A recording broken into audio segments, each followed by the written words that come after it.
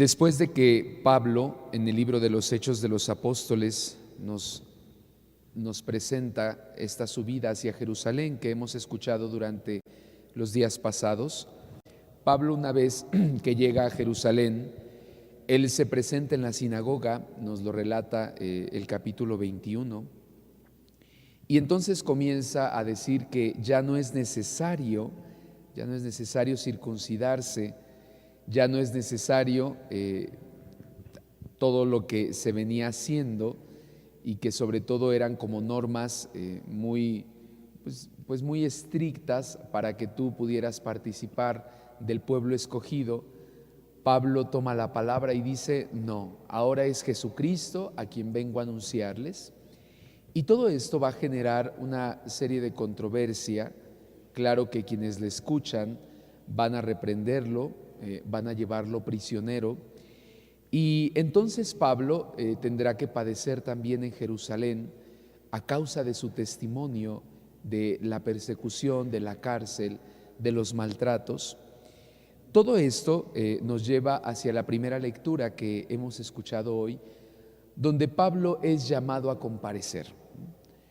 Pablo es acusado, pero sin duda no entienden, el comandante no entiende por qué hay tanto odio, tanto rencor contra Pablo por parte de los encargados en la sinagoga, que nos dice, de hecho, la primera lectura, que estaba compuesta por saduceos y fariseos.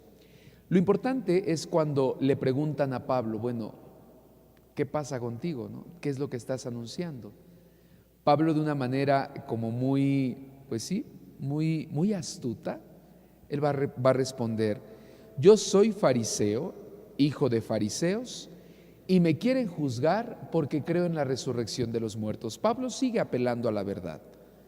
Pablo sigue anunciando la fe en la resurrección.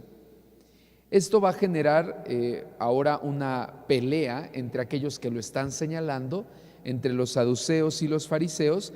De hecho, nos aclaraba la primera lectura por qué los saduceos no creen en la resurrección de los muertos y los fariseos sí. Entonces comienzan a enfrentarse y pues le comienzan a pegar a Pablo, ¿no? Se arma ahí todo un espectáculo. Llevan a Pablo, pero fíjense, lo importante es esto último, como terminaba la primera lectura, porque Pablo ha dado testimonio en Jerusalén y ahora el Señor se le presenta para decirle: ten ánimo, Pablo, ten ánimo, porque así como has dado testimonio en Jerusalén, ahora tendrás que darlo en Roma.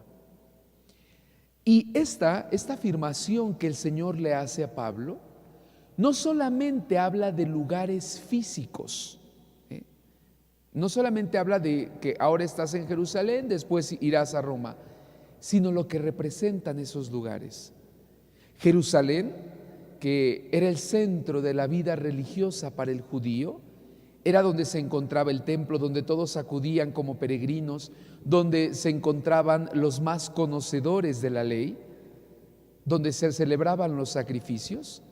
Pablo, has dado ya testimonio ahí y no ha sido fácil, y has encontrado resistencia también ahí.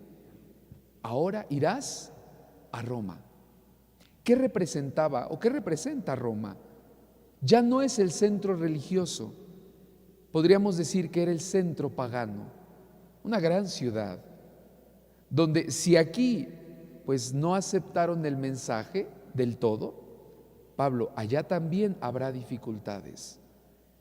Pero lo importante es Jesús, que le dice: ten ánimo, que no te desanime el que en un lugar o en otro no abran su corazón a la buena nueva.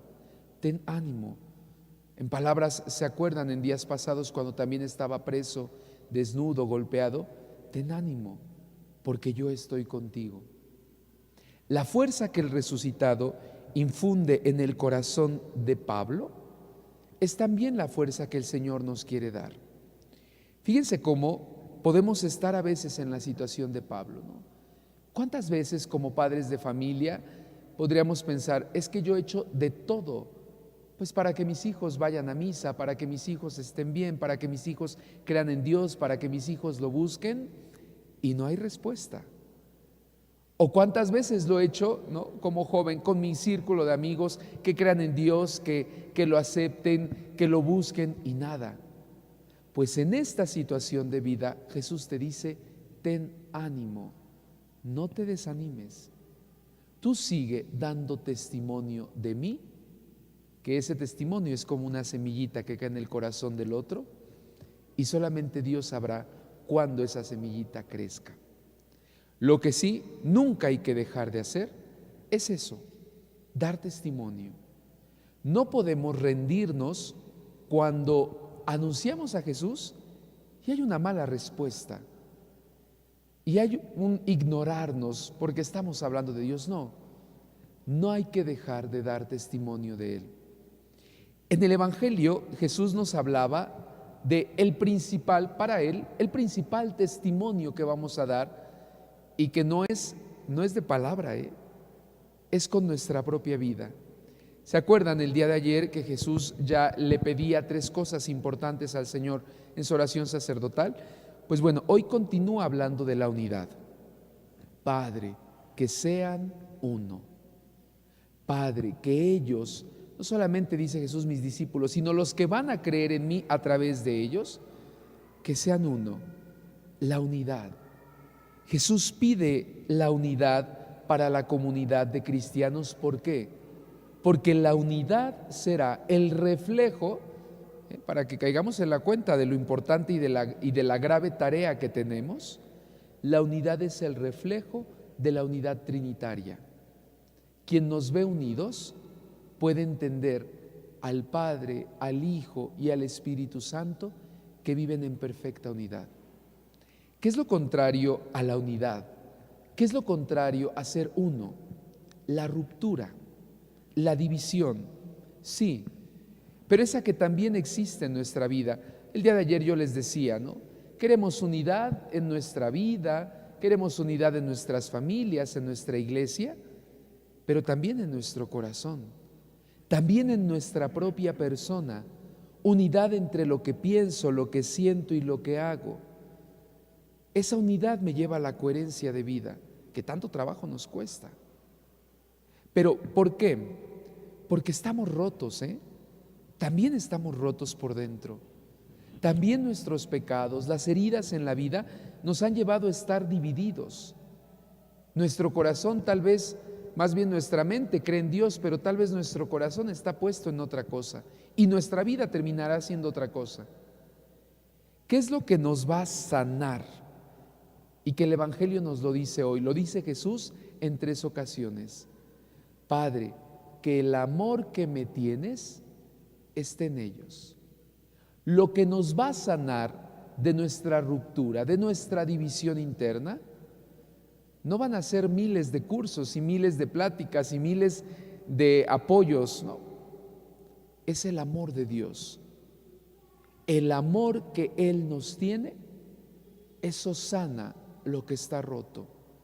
Eso cura las relaciones que tal vez se han dividido a causa de las heridas del pecado. El amor de Dios es lo que incluso nos lleva a entender y amar lo que nos hace diferentes. Por eso, hermanos, pidámosle al Señor que nos ayude a experimentar su amor. ¿Cómo lo vamos a hacer? Estando unidos a Él, no sacándolo de nuestra vida, no poniéndolo en segundo término. Siempre pedirle: Señor, que no deje de sentir tu amor, ese amor que tienes por mí. Nos lo ha recordado Jesús a lo largo de esta Pascua, y ese amor se hará palpable, se hará sensible en la llegada del Espíritu Santo a nosotros. Ese amor que trasciende y que habita en nosotros, para que entonces siga sanando lo que muchas veces es causa de división en medio de nuestras familias, en medio de nuestras comunidades. Que por intercesión de la Virgen María, el Señor nos conceda el don de la unidad y de sentir, de vivir y de compartir el amor tan grande que Él nos tiene. Que así el Señor nos lo conceda, así sea.